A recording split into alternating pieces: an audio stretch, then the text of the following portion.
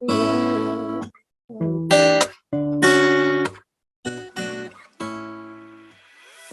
to the Possibility Action Network podcast. I'm your host, Stephen Middleton, aka Possibility Man. We're committed to bringing you guests who strive to better people's lives and serve as a force for good in the world. Our guest today is Anastazja Gajkowska. She has a background in clinical psychology, and she's also an accomplished actress. She's the founder and CEO of Exposé Productions, which recorded a documentary on violence in intimate relationships. She has also wrote an ebook on the same subject. Not only does she highlight the problem of abuse in relationships, her mission is to support the survivors in transforming their lives for the better. Anastazja hosts a podcast entitled Exposé Podcast and a radio show, Exposé Radio. She's one of the authors of the book, Intuitive Seeing Her Truth. Anastazja, welcome to the show today. Woo! Thank you so much, Stephen. It was just amazing to hear that beautiful introduction. Thank you for the possibility to speak to your audience and share this beautiful space you created, the Possibility Action Network. It's my pleasure. But first, a note to our listeners and our viewers, follow, like, share, and subscribe to this podcast wherever you find it. Well, Anastazja, as a fellow podcaster, we get to speak with people from various corners of the world. So tell me about your background. Yes, so I was born in Poland,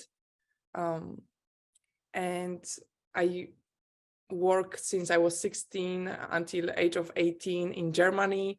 Then I was living in Denmark for a while. I wanted to study design and art. And sure, after that, I moved to Spain, to Barcelona, where I got my clinical psychology degree. And that's where I got into abusive relationship, my first one. And in 2018, when I left that relationship, I had the dream to create a documentary, and I had no idea how to make movies. So I felt like I could go to Hollywood, and that's what I did. I applied for visa, and in 2019, in August, I came to United States, to California, without really knowing anyone, with the dream to share not only my story, but also story of others who are thriving after leaving abusive relationships. That's very courageous of you, having lived in so many different countries and then moving to the United States without knowing anyone here.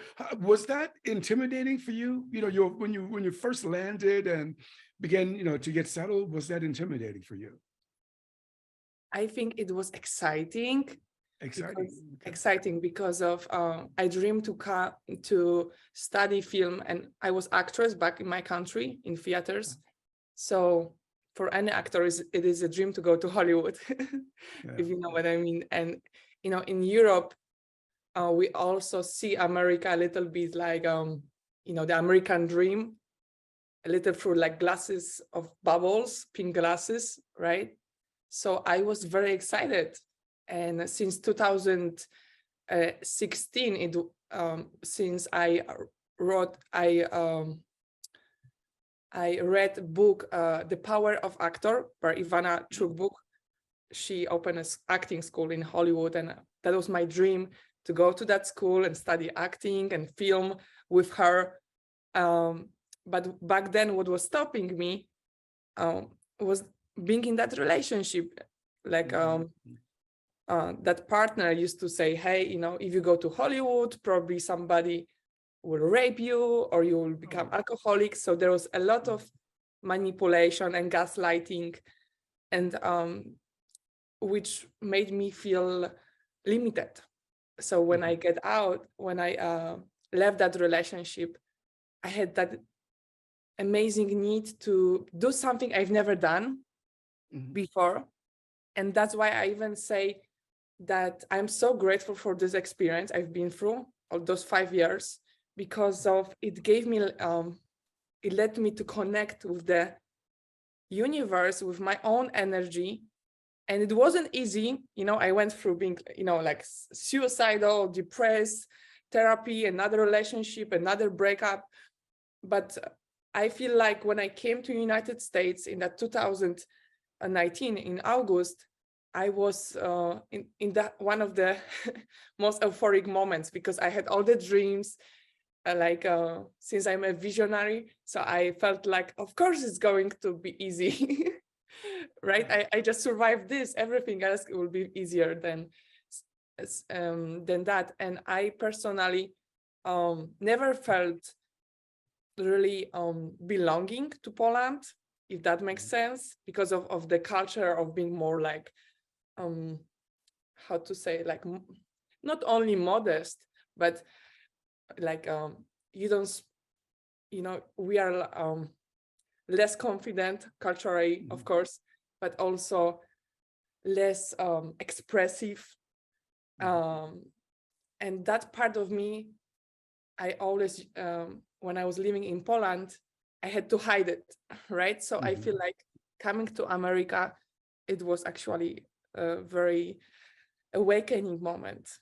Yeah, well, you've said quite a few things there, Anastazja, that I think are very powerful, and I'm going to spend some time with it. And some people who go through difficult situations are crushed by them, or if not broken by them entirely. But you came to a place of thriving. Can you tell me about that? How do you explain that in your own experience? How did I went from being depressed to thriving? Yeah, just thriving. Yeah, I would also say it seems to me that even though it was difficult for you, that you were not like broken by it, like permanently. How did you come out of that? Yeah. Yeah, How do you explain that? That's a beautiful question. It made me feel like about a butterfly. When you go through all those stages, when at the beginning you feel ugly and disgusted, right? And day by day, it becomes a little easier. Yeah. And you also start to associate yourself with another butterflies. So what I would say, what helped me the most is being open to ask for help. Yeah. Even when the way how I got out of my relationship was by speaking my story to a stranger. And I had, I was looking for an apartment. So, and I shared my story, and immediately a stranger became my friend, and I had a place to move. So that was the first step, me being open and accepting people help, right? Yeah. And which sometimes, our ego gets on the way, like I can do it myself. But what I realized, the power of community. Yeah. So there's many people on my way who are not today in front of this camera, and I'm very grateful for them. And that's why I feel so driven to do this documentary and expose movement, because I believe that we live in civilization, especially here in America, when the individualism is more, like celebrated. And I feel like we need to go back to live in a cultivation of creating our own villages. Yeah. Right? Yeah. So yeah, but you offer so many.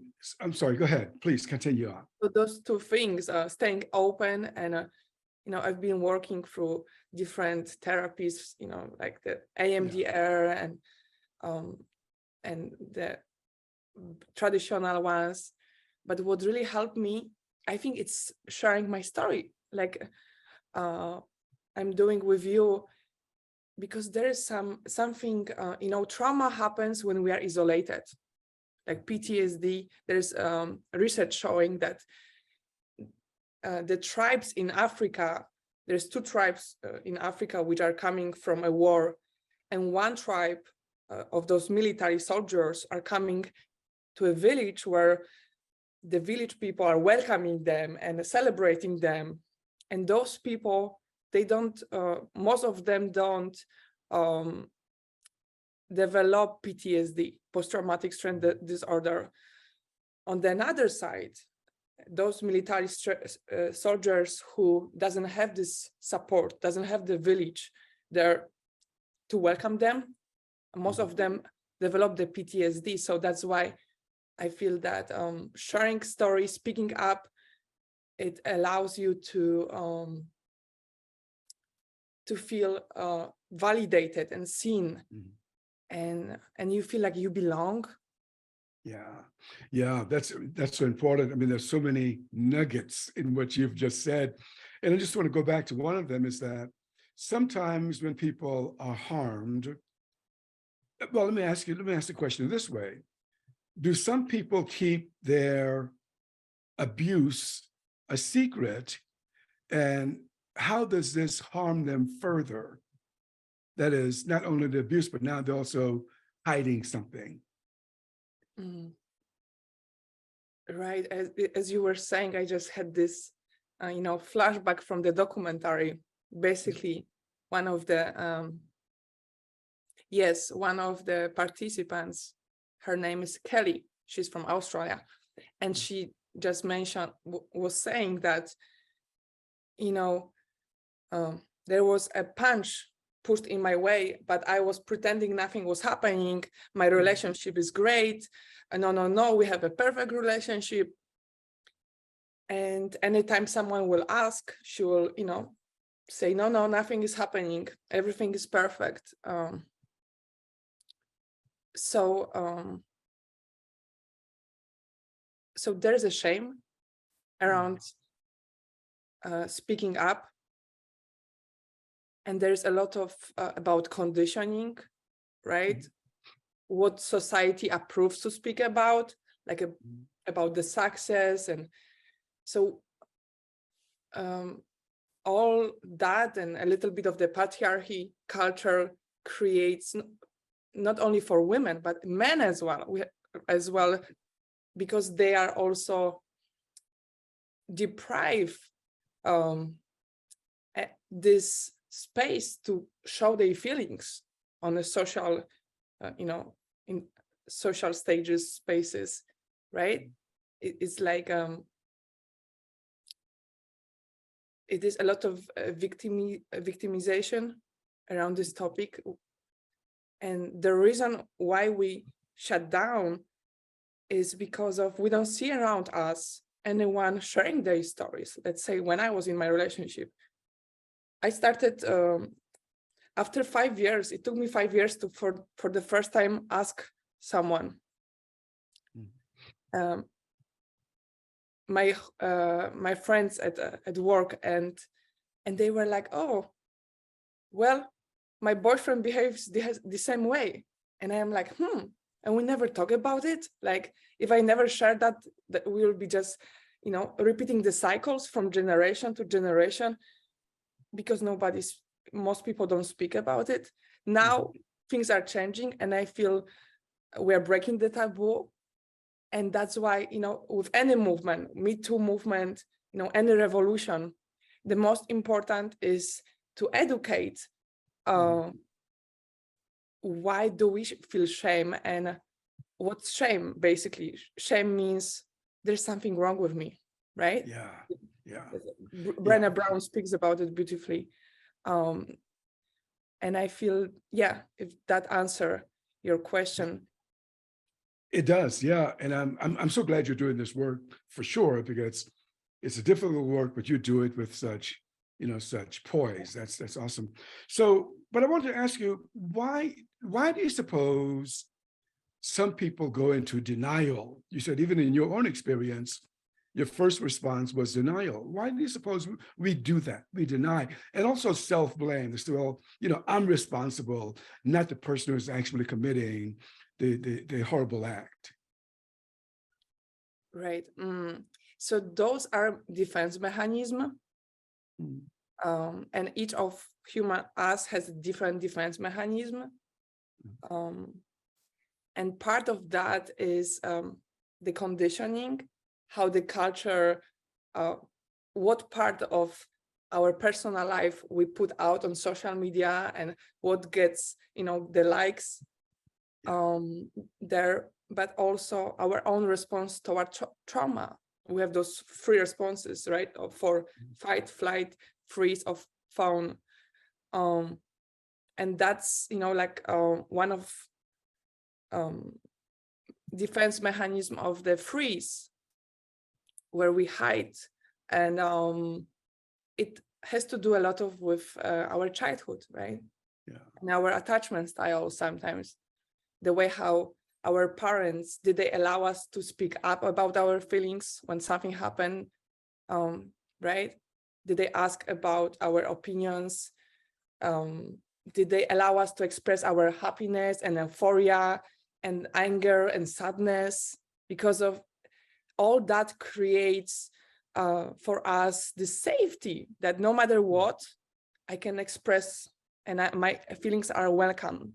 So when we get into romantic relationships, we know there will be someone there for us as well. And it's safe to express my feelings. On the other side, I grew up in a traditional religious Catholic family in Poland. After Second War, some part of my family was in Holocaust. So some part of me felt always unsafe, even with my own self, right? And also the way how I was brought up, all the rules, and I had to wear this kind of clothes, I could eat just this food, I had to go to church, a lot of rules. I couldn't talk, I couldn't date. So all that created for me like this repression of my feelings and emotions, because I was not allowed, right? Otherwise there was some kind of punishment.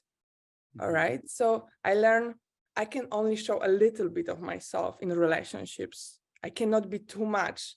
And then when, like you mentioned, why do we blame ourselves? So that happens when there's huge topic, and probably there's a great book, Unbound, by Kasia Urbaniak, and speaks about that for someone who would like to just expand more than I will share now. So the question is, why do we gaslight ourselves, right? Why we don't trust ourselves? It all comes from the place that our boundaries were broke one time, and somebody didn't need to be big trauma. It could be just your parent not letting you to keep your own candies. Like it was, I had my own candies, and my mom, she was like, why don't you share your candies? And I said, no, they're mine. I want to keep them. And I was punished for that. But, I really, this was my right to have a candy. So we start to believe there's something wrong with us because the society doesn't approve us having boundaries, having rights. As a child, it's important to make the child feel powerful by respecting their boundaries, especially when it comes to body and physical touch. So all that, those little trauma situations reinforce the belief there is something wrong with me. Plus, when we meet a predator, they like to say, you're too sensitive, oh, I was just joking, you made it up. No, you are the one who is a narcissist. All that reinforce the belief, I don't know myself, I need a man, or I need someone else to help me make decisions in my life. And also there's a little bigger part of that, how we are raised as a woman and men in a society.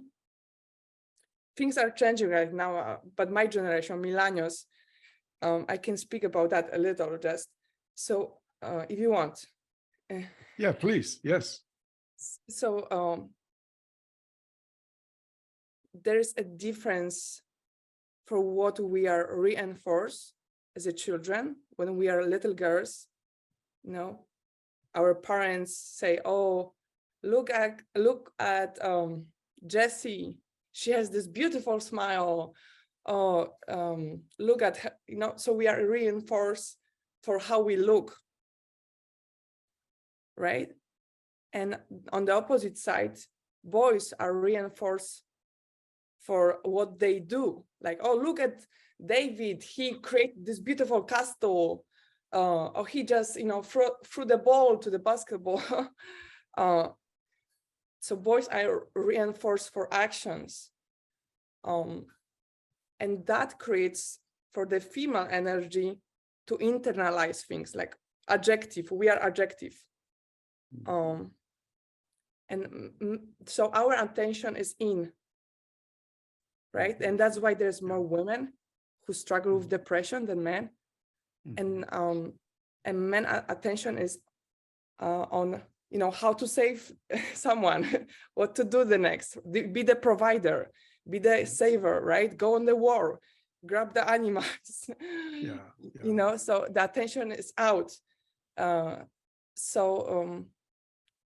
The conditioning also influence how the cycle goes back and continues. So I want to look at a couple of those things closer, because you dropped some big nuggets as you shared with us. One of them was this notion: if someone were to express something is wrong with me, they're in a relationship, but then when things happen, they point back, something is wrong with me. So that would be, is that a warning sign that something could be wrong in a relationship, but they're internalizing to say, something is wrong with me, because this is what they hear their intimate partner say, it's you. So is that one of the warning signs to look that a person can look for if they're always ending a conversation feeling something is wrong with me, as opposed to looking at the relationship in the other party? Is that one warning sign? I love that question. And I would also ask whose voice it is. Something is wrong with me. Is it actually the another partner saying that, pointing at us, saying, "Oh, you should go for therapy. There's something wrong with you," instead of, looking therapy together, right? So yes, it could be a red flag. If you constantly feel like your life is worst after spending time with that person, like you feel your well-being goes down, that's also another manifestation of something is wrong with me belief. Like you try to internalize it and feeling bad about yourself, and whatever you focus, it extends, right? So if you focus something is wrong with me, you're like, oh yeah, I could clean the house better, or I could do all the things which will never satisfy the person you're with, because like you mentioned. I could see that being one warning sign. And let me try this on, because I kind of got this from what you said as a second warning sign, that if someone is wondering, if someone is saying something like things will get better, but then they don't, but then things would get better, is that another opportunity to take a look? Because they're wondering, they're told, right, don't run, things are going to get better. But sometimes that could be a warning sign, right? Because sometimes things just don't get better. Right, that those promises. Right. So it's I like that. I like to bring some metaphor, but it's like if if you allow me, of course. Of course. Yeah, if let's say each time you go outside from your home, there is someone on the top of the roof throwing a bucket of water on your face, and you say first time, hey, this is not okay, I got wet. But if that happens again and again, it means, that person, that's the time you need to set up boundary, right? Yeah. Because of words without actions, they're just words. And I think that we see others the way we project ourselves on others. Yeah. That means that, I will trust him because of he said I'm sorry, and we start to use the cognitive dissonance, which blocks our logical sense. So what I want everyone of your audience to know is that if you think you are in abusive relationship, the most important thing you can do is to speak with any professionals from mental health. To there are available hotlines or local therapists, and find a support group, so you feel you're not alone.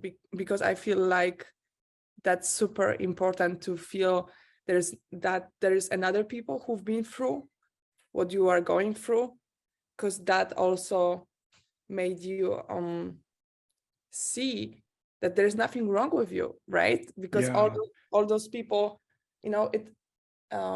every second, well, there's like some statistics showing that every 4 women and 7 men on 10 people experience some kind of sexual abuse, right? But in a relationship, but those are only statistics from people who report abuse, right? Yeah. Anastazja, I like what you just said, though, because that's very so important. Because if a person is keeping it a secret, they may continue to believe that it's themselves. But once they expose it, then someone, if they don't have the power themselves, right, to see it, someone else could help them see, look, you're in an abusive cycle. Is that about right? That if they can't see it themselves, maybe someone else could help them see that there's a problem in the relationship? Yes, that's actually very therapeutical, because it takes, it's a process to break that fog. When you get out of the abusive relationship, you're still mentally having, you experience something what we call anxiety separation. So you think about the person, you want to go back. You're like, our brain, basically in the moment we leave, is experiencing withdrawal effects, like from that drug, Okay. So normally when you stop drinking or smoking, you start to have, I don't know, whatever, you have some symptoms. In here, we experience, ruminations, and the crave to go back to the person, to get the high, to feel, feel the bond, right? So it's very important to go no contact. That's another thing what I would add, to block all the social media and have someone, it could be a therapist or a very safe friend, who you can call anytime at night or during the day when you feel like you have to call the ex-partner. So you actually have someone to talk with, because of that need. It's strong. It's like, it's literally what neuroscience shows. It is like a, stronger even than leaving a cocaine or heroin for people to leave that addiction. Because it means also, that you are breaking some kind of pattern, creating a new neural pathway in your brain, breaking maybe 20 years of your life pattern, right? Because many times we've been in multiple relationships before we get into therapy. Before I went into therapy, I had 4 relationships because I thought it's just walking away. It will be enough. And then, of course, I just changed a partner and the cycle repeat. And that's what made me feel maybe there's something wrong with me, because there is 4 guys saying there's something wrong with me. I am the one crying at the end. So it is important to have someone who can say, hey, there's nothing wrong with you. We are here for you. And who will create that safe space that whatever comes out for it will be welcome and validated. And actually all those behaviors, the gaslighting, hoovering, all those different behaviors, they have names. I didn't know that. When I was first time talking with my therapist, they're like, oh yeah, this has a name and this has a name. And it made me feel really good, because I felt like, okay, so I didn't imagine that, you slowly start to see a bigger picture. You realize it's not about me. And that's also when you can receive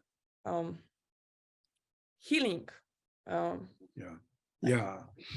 So some people, either watching this, interview or listening to it may wonder, is this a pervasive problem around the world? Is this a problem, that exists in Poland or Spain or Germany or the US? Or how pervasive would you say is abuse in intimate relationships?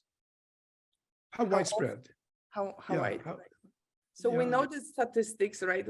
But as I said, the statistics, they're showing only the reports from people who actually reported the abuse. And I feel that, I wish I could say it happens only in poor countries. But it doesn't. It happens, in the rich neighborhoods, in very educated. I personally interview some people who are PhD doctors who, during that time of being in abusive relationships, they've been very successful, making, great money, having diplomas, but still struggling in a relationship or being financially abused by the partner. I feel what I really want to talk about is emotional abuse. Okay. Because I think that's what many times is seen as not abuse. Right? And for that, we don't have any statistics. Right? And, saying, oh, you are fat, you are this and that, you cannot meet your friends, or you cannot go for Christmas to your family, or don't wear those clothes, or don't speak to these people, or you look like a whore. All those, and for men as well, right? All those words, they can stay with you for years after a relationship, right? There's even research showing that our body heals from like when we have a car accident and it takes some period of time to heal, so that our body see emotional abuse and our brain takes even reacts in the same way to emotional abuse as was reacting to the physical abuse. If that makes sense. Yeah, that does make sense. So if you ask me how big is the problem, I would say, when you walk through any street, what kind of conversation can you hear, right? But I also focus on the solution more than, on how big is the problem. And the solution, I think it is education. And that's why I'm very passionate to bring the awareness on emotional abuse, especially, so we can walk away when someone start to break our boundaries, and we feel like, hey, this is not okay, and walk away from relationships which no longer serve us. Yeah. Okay. So I wanted to ask you about that. I'm glad you talked about, what you're doing with some of the survivors of abusive relationships to help them in their journey of healing. But I want to go back to Exposé Productions. What do you try to do in that documentary? Thank you for this question. So this is a movement. Okay. And we do documentaries because I found it easy to spread knowledge, right, as a video. And what we do, we awake people that the experience of abuse is, I know it sounds crazy for you to awake, to heal, to share your story and see the ripple effect, the impact. And as soon as you share your story, the story doesn't own you anymore, right? And it changes lives. It literally has that power. So what do we do? You ask me, what do we do? Yeah, that's what I get you, and I can see that. But let me ask you a follow-up question, if I may.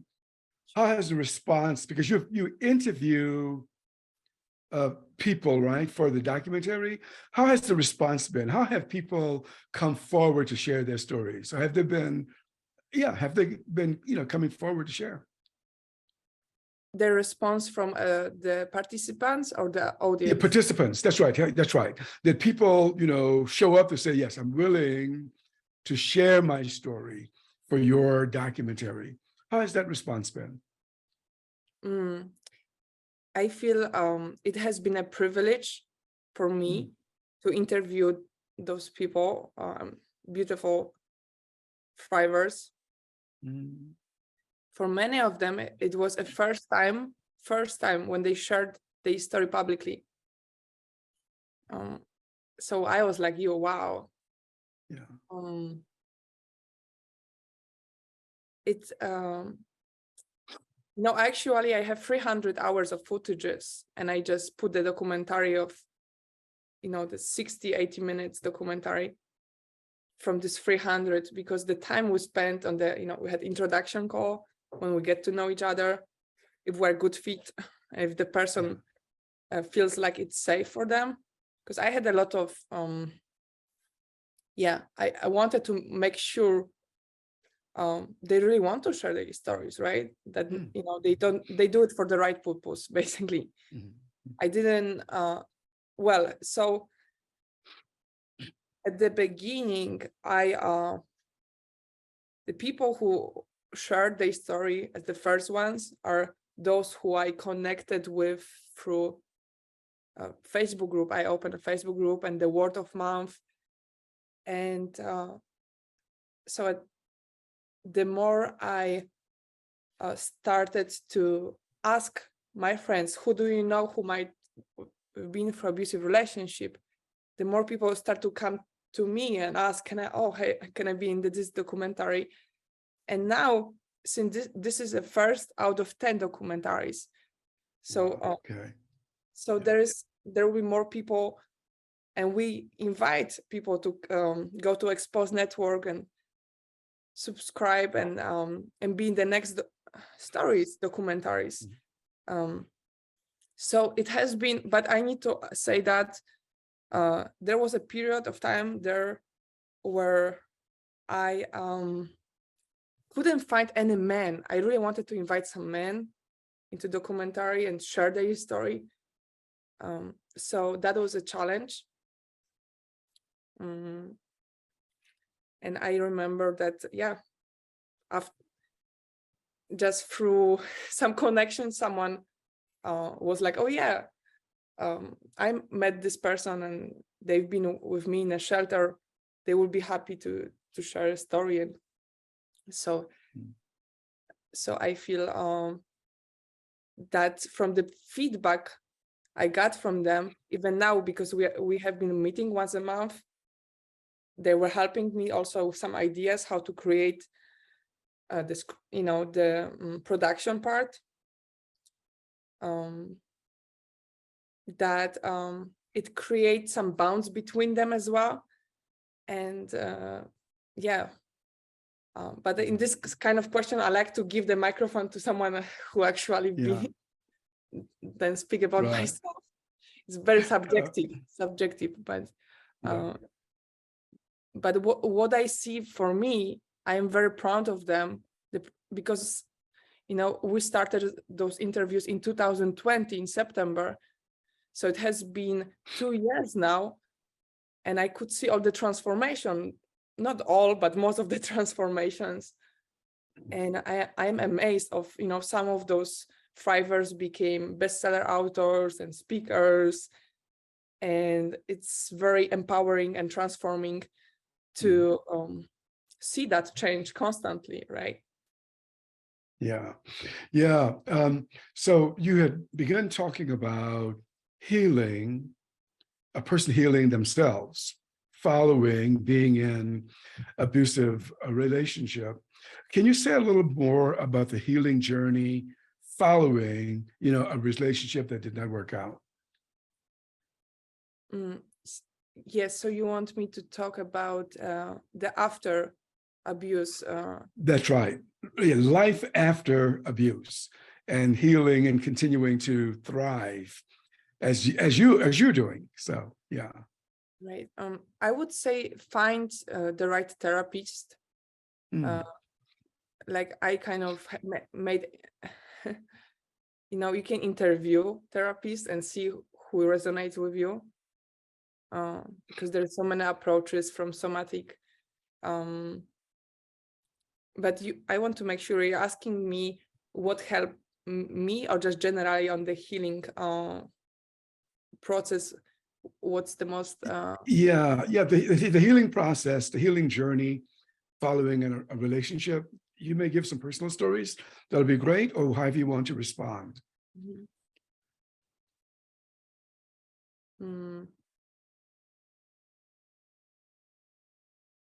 I like what you just said, though, that a person is. So it takes some time to think, because that's a great question. It takes that safe person, therapist I mentioned, because you need to process somehow to speak it, right? It also, our body heals different than our psyche. So there is some great somatic approach. Like EMDR therapist who that therapy helps you to change the association of the feeling of the experience with the meaning you gave to that experience. For the left and right hemisphere. So that would personally help me to feel safe in my body, because traditional therapy was not enough.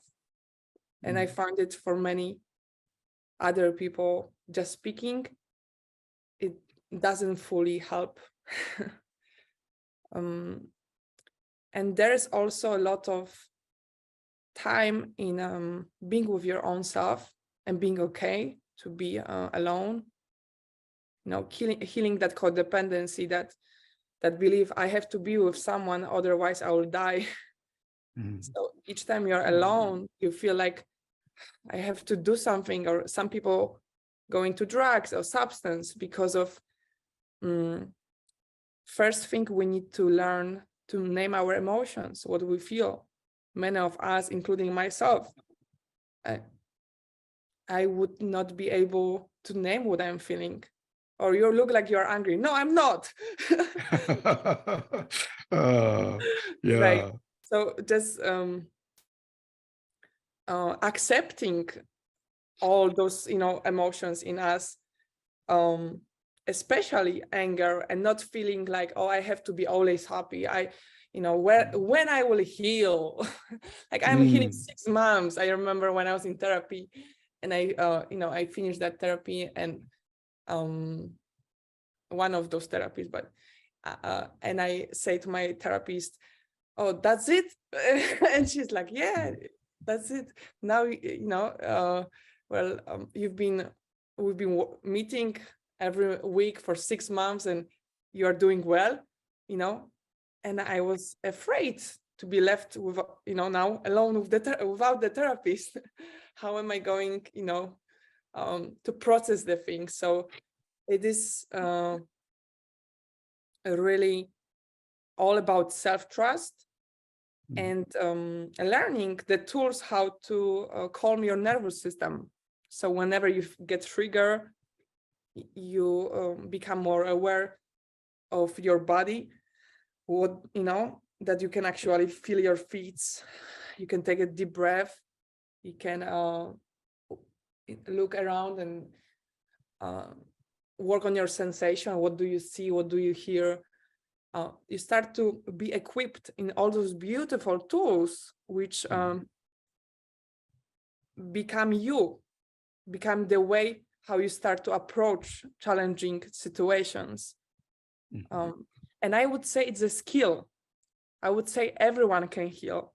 It's not that just, this person who has a lot of money can heal, or this person with this IQ can heal. I would say I want everyone to know that whatever you're struggling with, PTSD or depression, or you've been through multiple abusive relationships, welcome. You can heal. And I want to celebrate and acknowledge each person who is feeling like quitting, because there is you feel a little out of the system, right? When you are going for therapy and you are spending hours of your life sometimes in the therapy without accomplishing anything big, right? You feel maybe useless. Sometimes I felt like this way, like, I'm doing just a therapy.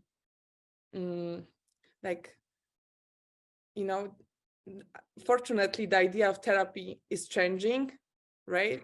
So, and we become more aware how we all can work on something in a therapy, right? Just to be aware. Yeah, those are great. So I want to ask you this, Anastazja. And I just wanted to add lastly, if that's okay. Okay, that's 90 fine. seconds. And what I would add just lastly, because the healing depends in the moment when you leave the relationship, is the moment when you have the anxiety separation and you feel, oh my God, I waste my time. I still feel like going back. So it's important first to make sure you get some oxytocin, which you can get through the eye contact, eye to eye, with a therapist or somebody safe, or through massage. There's in America, there's all these, massagists, people, you get oxytocin to your body. There's the happy hormones, dopamine.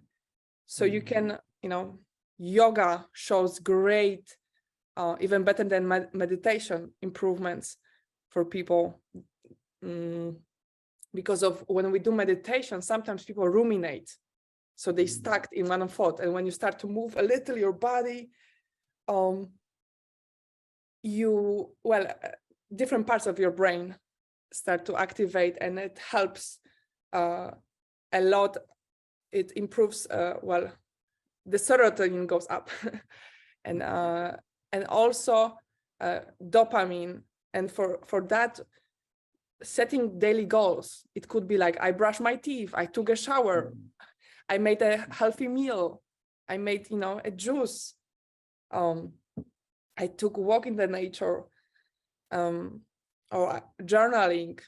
I'm not really like a journal person, so I don't talk about journaling a lot, but I know people for who, it was just writing, one after another, just writing out all those experiences. What I like to do myself is more taking a walk and speaking to a microphone, all what my inner child is angry or feels sad for.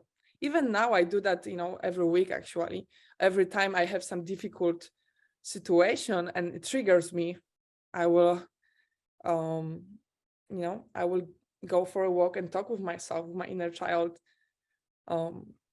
because of that's, it's not a process which finishes, because it's a relationships with ourselves. So it's evolving, right? And we are reparenting ourselves. We are learning the skill to name those feelings, and then manage those feelings, and take care of our needs. Because many times nobody asks us as a child, what do you want? What do you desire? So your focus is on outside, external focus. You are like, how can I help this person? How can I, help them? And it becomes self-abandonment issue for many of us. So putting your needs first, and just, it's not easy, because of when you have been conditioned for 20, 30 years, 40, 60 sometimes, to put others' needs first, the husband, the children, the society, it's like betraying them, betraying all family, and I don't want to be egoistic, right? So it is learning that compassion, because many times we find compassion for others, but when it comes to getting enough sleep for us, it is sometimes very challenging to just be good to ourselves, right? Because one thing is to speak about trauma, another thing is to start to show ourselves that we are important, right? And every single day, because of we can speak about that, but if we keep, let's say, depriving ourselves the things we like, fun time, nature time, doing the things we love, if we don't create time and space for that, we are abandoning our inner child, and then we become burnout, frustrated. So it's something that healing, it's more holistic, I almost feel like, and it takes place every single day. Okay. I want to ask you, just have to ask you one more question, because you mentioned, in addition to the documentary that you've already produced, that you're working on other projects. So my question is, how does Exposé Productions fund all of these projects? Yes, so that's a great question. So in 2020, in September, that's when I met Barbara Lee's son, and I shared with him the vision where I was going with Exposé, my story, and David mentioned, what if we will carry Barbara Lee was a teacher and philanthrope in Los Angeles. She graduated from Stanford, and she was just very happy and by helping others. So we opened a nonprofit, and we name the nonprofit after David mom, Barbara Lee, to continue her great work. And that was our first sponsor. And now as we proceed, and now we have this great goal of sponsoring 300 people therapy for 6 months. We are in the process of organizing private events showing the current Exposé documentary, and asking for support for those who would like to sponsor someone else therapy for 6 months, because that's what it takes. 6 months is the minimum to for anyone to start to break those old patterns and start to feel safe, because this is a relational trauma. That's the word, relational trauma. Yeah. So it takes quite a lot. Yeah, well, that's fantastic. Well, Anastazja, you're doing great work. I'm so happy that you're engaged in this effort. I wish you all the best. Thank you so much, and thank you to your audience. And if you have a story, or if you would like to join the Barbara Lee Foundation board, we invite you to email us. Yes, because of we are breaking the system basically, and I imagine a world where there is no abuse. I imagine a world where we can communicate and speak about our feelings in such a way that it is thriving. And so that's what I stand for. And thank you for this possibility to share not only my story, but story of those 88 people. Thank you, Stephen, and looking forward to connect with you and your audience. Okay, it's been my pleasure. All right. Well, you have been listening to the Possibility Action Network podcast. Our guest today has been Anastazja Gajkowska. I'm your host, Stephen Middleton. Until next time, good day. You are not alone, just keep on.